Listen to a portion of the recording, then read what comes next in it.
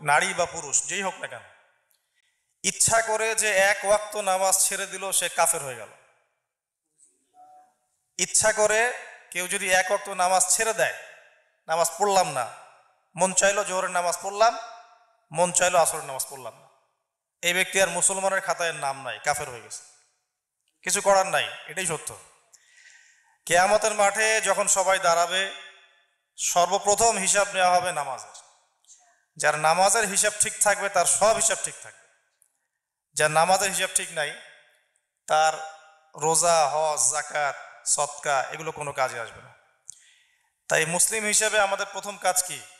5 ওয়াক্ত নামাজ জামাতে পড়ার চেষ্টা করা। যদি না পারেন জামাতে, কমপক্ষে বাসায় তো পড়তে হবে, পড়তেই হবে। যুদ্ধ লাগছে মনে করেন, মুসলমানরা যুদ্ধ করছে, এই সময় নামাজের ওয়াক্ত হয়েছে, কি করব? নামাজ মাফ নাই।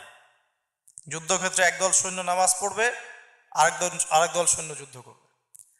যাদের যুদ্ধ করা শেষ, ওরা আবার নামাজের জায়গায় আসবে, যাদের নামাজ পড়া শেষ তারা যাবে যুদ্ধের জায়গায়। নামাজের মাফ নাই। আপনি মোবাইল বন্ধ করেন, আপনি ফোন, মনে করেন যে আপনি কোনো জায়গায় দৌড়াচ্ছেন, আপনাকে কেউ ধাওয়া করছে, আপনার জীবন বাঁচানোর ব্যাপার, নামাজের ওয়াক্ত হয়ে গেছে, কি করবেন এখন? ইশারাতে নামাজ পড়তে হবে, ইশারাতে হলেও নামাজ পড়তে হবে। একজন পুরুষ মানুষের নামাজ না পড়ার কোনো সময় নাই, মহিলা মানুষের নামাজ না পড়ার সময় আছে। মহিলাদের মাসে কয়েকদিন নামাজ মাফ, পুরুষদের নামাজ মাফের কোনো সময় নাই। বালেগ হয়ে গেছেন, আপনার বয়স যখন 10 বছর হয়ে গেছে, 10 বছর থেকে মৃত্যু পর্যন্ত আপনার নামাজ ফরজ, 5 ওয়াক্ত নামাজ আপনার উপরে ফরজ। চিন্তা করে দেখেন যে কত ওয়াক্ত নামাজ আপনি পড়েন নাই।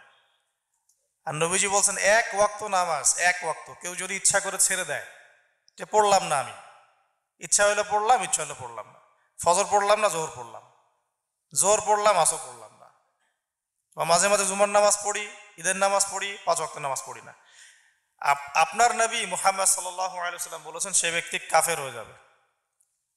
আরেকটা হাদিসে আছে বাইনার রজুলি ওয়া বাইনা শিরকি ওয়াল কুফরি তারকুস সালাহ। একজন আল্লাহর বান্দা আর একজন কাফের মুশরিকের মধ্যে পার্থক্য হচ্ছে নামাজ। নামাজ পড়লো, মুসলমানের খাতায় নাম আছে, নামাজ নাই, মুসলমানের খাতায় নাম নাই। ইমাম আবু হানিফা রাহিমাহুল্লাহ, আমাদের হানাফি মাযহাবের ইমাম, তিনি বলতেন কেউ যদি নামাজ না পড়ে তাকে জেলখানায় বন্দি করে রাখতে হবে, তওবা করার সুযোগ দিতে হবে। যদি তওবা করে তাহলে আলহামদুলিল্লাহ, তাকে মাফ করে দিতে হবে। যদি তওবা না করে তাকে হত্যা করতে হবে।